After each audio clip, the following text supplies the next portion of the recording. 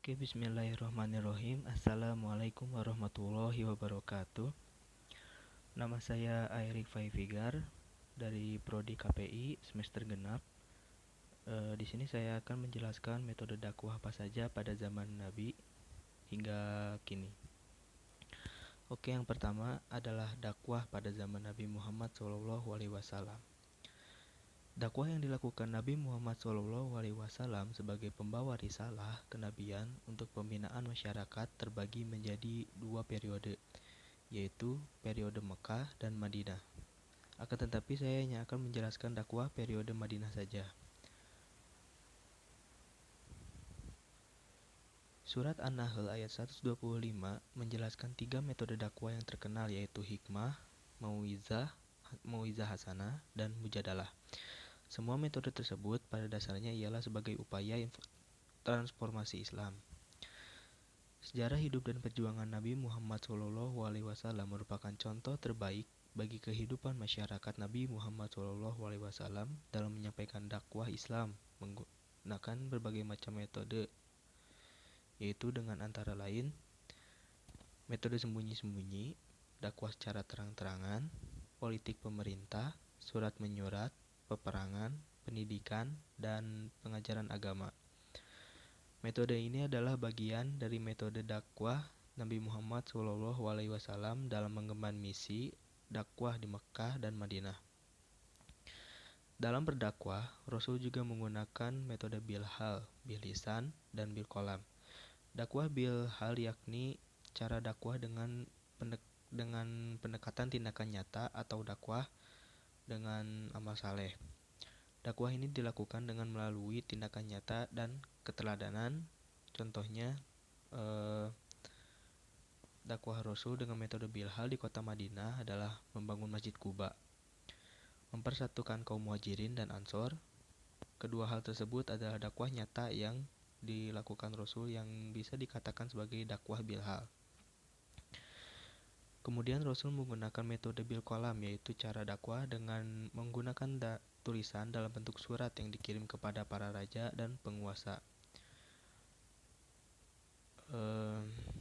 Contoh dakwah Rasul dengan metode bilkolam pada periode Madinah adalah adanya piagam Madinah dan surat yang ditujukan pada Kaisar Heraklius yang termasuk dalam perjanjian Hudaibiyah.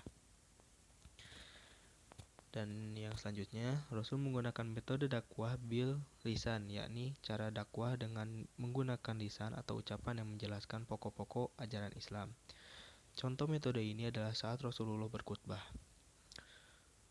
Oke, selanjutnya masuk ke masa Khulafaur Rasyidin. Setelah Nabi wafat, umat Islam mulai mencari pengganti Nabi, dan setelah perundingan yang cukup lama, terpilihlah Abu Bakar As-Siddiq sebagai khalifah pertama pengganti Nabi.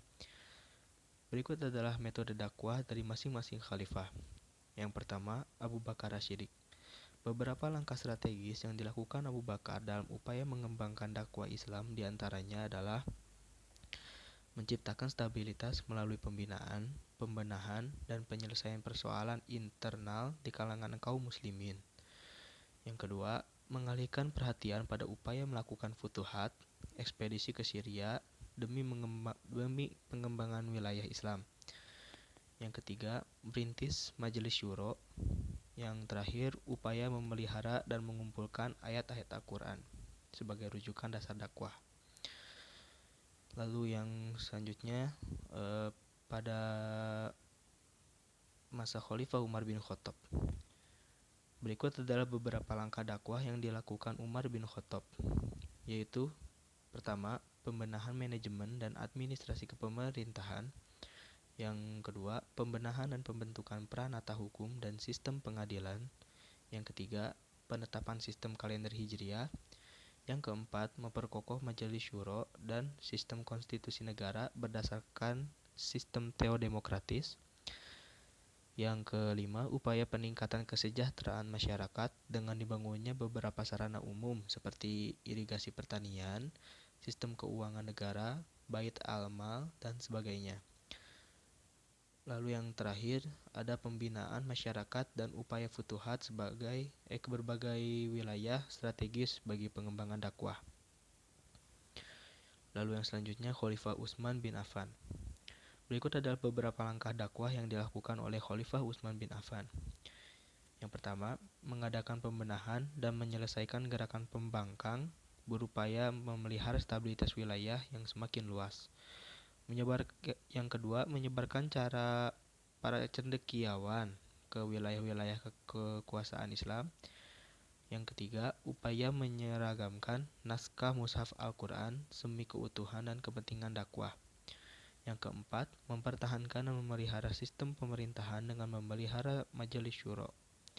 Yang kelima, mengadakan pembinaan dan futuhat ke wilayah timur dan barat. Lalu yang terakhir, Khalifah Ali bin Abi Thalib. Berikut adalah beberapa langkah dakwah yang dilakukan oleh Khalifah Ali bin Abi Thalib.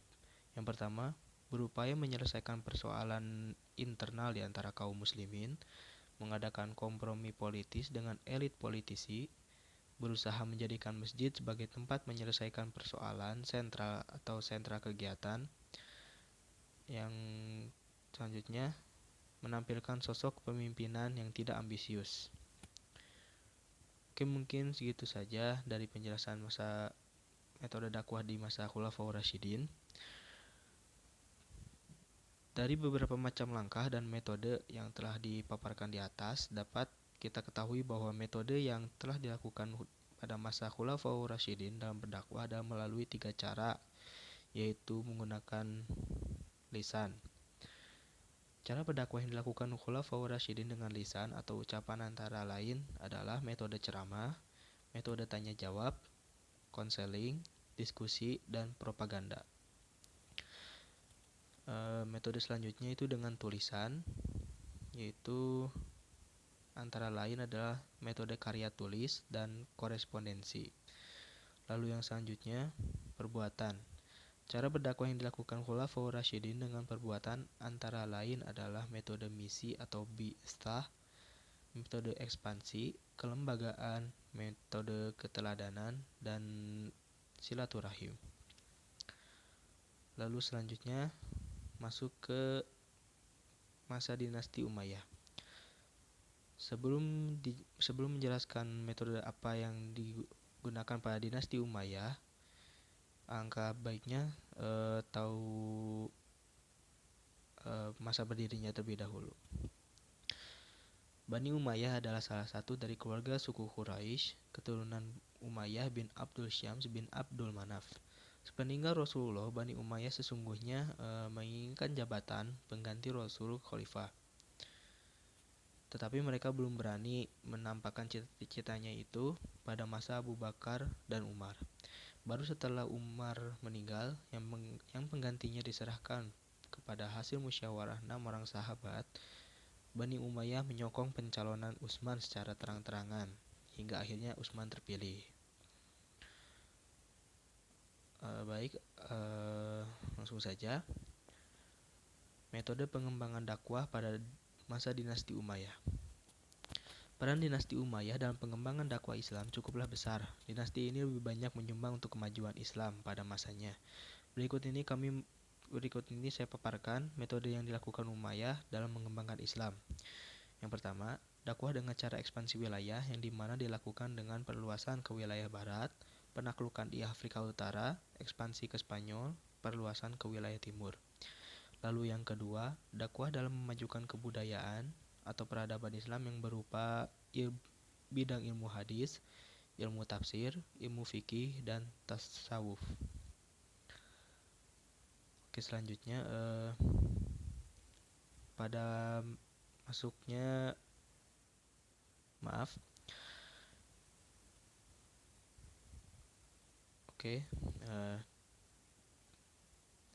masa dinasti Abbasiyah.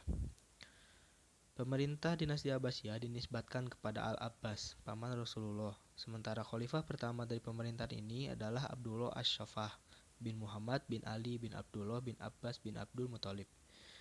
Dinasti Abbasiyah didirikan pada tahun 132 Hijriah atau 750 Masehi oleh Abdul Abbas Asy-Syaffah dan sekaligus sebagai khalifah pertama.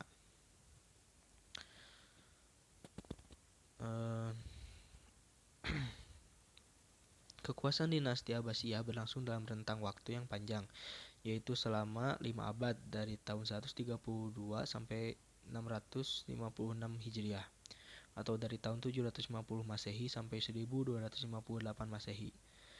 Berdirinya pemerintahan ini merupakan awal mula pemikiran pada masa pemerintahan Khalifah Umar bin Abdul Aziz. Hal ini dikarenakan pada masa pemerintahan Umar bin Abdul Aziz yang dipandang sebagai orang yang fanatik terhadap agama dan banyak membuat para gubernur yang dianggap menyimpang diturunkan dari jabatan. Selain itu juga disebabkan pada masa Muawiyah mendirikan dinasti Umayyah, marak kebiasaan politik yang berupa siasat kekerasan, sampai pada masa Khalifah Umar bin Abdul Aziz dan pada akhirnya bermunculan propaganda untuk mendirikan negara baru. Adapun metode dakwah pada masa dinasti Umayyah merupakan atas pedoman dasar yaitu agama Islam. Selama masa pemerintahan dinasti Abbasiyah merupakan sarana dan pendukung dakwah Islam. Dengan berlandaskan dakwah Islam, dinasti Abbasiyah menjadi kerajaan Islam yang dapat mengubah dunia dengan cahaya Islam. Dengan pada masa dinasti Abbasiyah secara terperinci dapat dipahami sebagai berikut.